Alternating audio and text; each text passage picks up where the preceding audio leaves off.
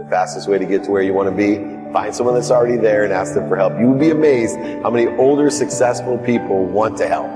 So don't talk yourself out of asking for help. But also, one of my favorite ones is show me your friends and I'll show you your future. I see so many people surrounding themselves. See, your frequency is your neighborhood. And let me explain what that means. Is your frequency is created by your neighbors. And if you're sitting in the projects on a lawn chair drinking a Colt 45, you may have all the skills in the world, all the knowledge in the world, all the desire in the world. And when you turn to your buddy on the lawn chair drinking and you say, hey, can you help me? How many options, opportunities, and touches of favor do you think someone in your neighborhood is going to be able to give you? I'm telling you, frequency and vibration-wise, surround yourself with the right people and the right ideas. Show me your friends, I'll show you your future. Surround yourself with people that are going to give you more options, more opportunities, and more touches of favor. Surround yourself with people that feed you. So many people are being bled. 80% of their time is around people that make them feel like crap. They're watching things that make them feel like crap. They're listening to things that make them feel like crap. They're surrounding themselves with people that make themselves feel with crap. They're being bled all day long and wonder why they feel bled. Take my advice, ask for help, surround yourself with people that feed you and feed them. It'll be amazing the difference in your life. When you're young, because they were young and they know how important, they know that they would not be where they're at if they didn't have someone elevate them, and they wouldn't be where they're at unless they're elevating others. You need to elevate others to elevate yourself, but also you need others to elevate you to elevate you. It's amazing, and everyone, see, they get fooled by the closed mind. I tell people, life is so simple today because of the size, scope, and scale of access that we have. We don't have to write. You can DM them, you can email them, you can call them. This wasn't available when we were working for the Oilers or wherever.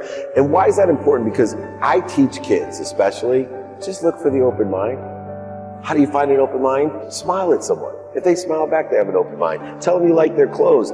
Tell a woman you like their purse or their shoes. If they smile, they have an open mind. It takes 1,000 times the effort to convert or to transition or re-engineer a closed mind than an open mind. And remember this, everybody has an open mind some of the time. Some people, almost all the time. Some people, almost never. But if you catch someone who has a closed mind when it's open, it's really valuable. So qualify people by open minds. They have open hearts and open hands. And guess what? They surround themselves with people with open hearts, open hands, and open minds, which allows you to create two types of people in your neighborhood. People who help you and people that know someone that can help you. Nothing can help you more. There's different worlds that I've lived in. And the first world that I live in is a common one. It's the world of not enough. And not only is it a perceptive world of not enough, it's actually economically was a world of not enough. I had a single mom, 6 kids, 5 boys, 1 girl. My mom worked 2 jobs as a second grade teacher, packed our dinners in a paper bag, drove us around in a station wagon to fill up turnstiles at convenience stores just so we could eat. But I was happy. The only time I wasn't happy is I would catch my mom crying to financial despair. It was always some sort of financial stress of clothes, food, summer camp. It varied in degrees, but my mom wanted the best for us and couldn't afford it. And so she used education as her empowerment tool. But I, unlike my siblings who went to Harvard, Penn, and Columbia, I felt as if, gosh, if I could be rich and buy my mom a house and a car, then I would be completely happy. I had this extraordinary family, great education, but I was always missing money. And so it created a world of not enough. I would say, why me? Everything happened to me. Right? When the car broke down, it happened to me. I was a victim. And then, through my philosophy of enjoying the consistent, everyday, persistent, without quit pursuit of this gold mine, this potential of wealth, 9 months out of law school, despite anyone believing in me, they mostly laughed at me, scoffed at me, and made fun of me because I wasn't doing what everybody else thought I should do. I made my first $1 million and bought my mom that house and car. Within 9 months of graduating, I entered a new world, I always say, a world of just enough. And that world was a confirmation of a belief that I had. Money could buy you love and happiness. And 3 years after starting that job, we exited at $3.4 billion in 1995. 1995, $3.4 billion exit changed my trajectory. I went to the Silicon Valley. I raised hundreds of millions of dollars. By the time I was 30, I was knee deep in this world of just enough for me. And what I learned was, because money was my God, I used to tell Mom, hey, I don't believe in God. She said, oh, you believe in God, you just don't know what God you believe in. And I didn't really understand what she means. I get a little choked up thinking about it, because at 30, I married my dream girl from the 4th grade.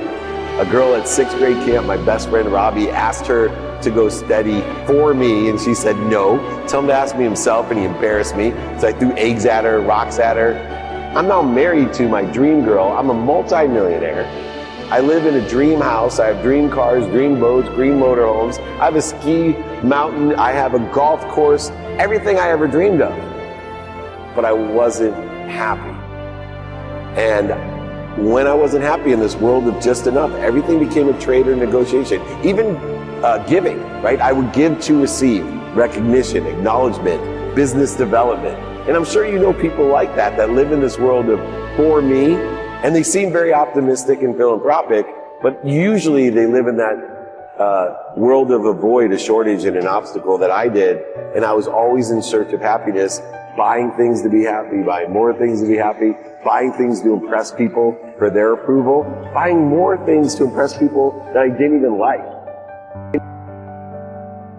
I had to come to grips that I had become a liar, a cheater, a manipulator, an overseller, a back-end seller.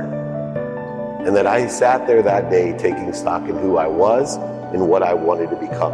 This is 2 years earlier than me losing everything.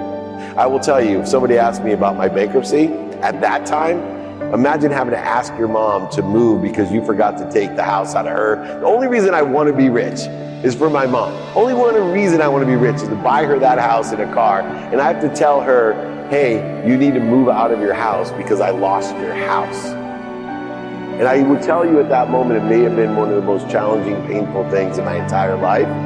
But here I am 14 years later to tell you it's the best thing, or one of the best things that's happened to me.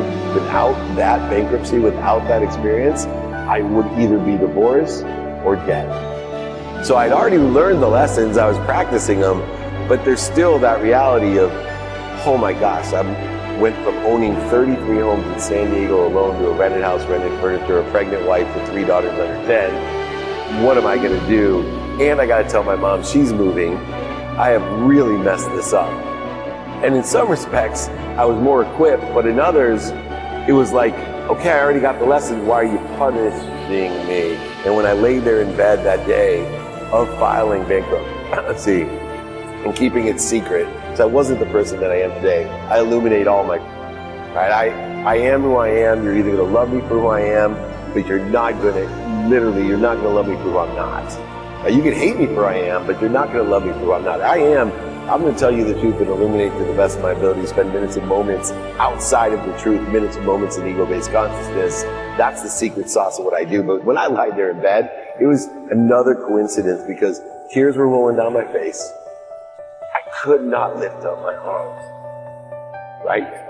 It was harder almost because I knew the lessons. It wasn't like I was in that ignorant arrogance where I was in blame, shame, and justification. I was lying there being accountable, and that's hard. And at that time, accountability still was tied to what did I do to attract this to myself? What am I supposed to learn? It's evolved to what did I do to participate in it, or the perception of it, and what am I supposed to learn? But I remember, like, I wanted to get up. TV was on, almost like The Jacket. One of my favorite movies is Rocky. And so I'm lying there, completely crushed. And I turn it on and there's Rocky 1. The end of the movie's on, and it's that scene, the music's going, I'm crying. Apollo Creed is just beating Rocky. And I don't know if you remember the scene, he's hanging, and then he gets to the ground, and you know, what's her name? Adrian's in the back, and he's sitting there, and he couldn't get up. 6, right? And Mickey's like, stay down, right? And everyone else, get up, and Rocky, and I'm sitting there, I'm down, and I'm watching him, and he looks up. I see it. He looks up.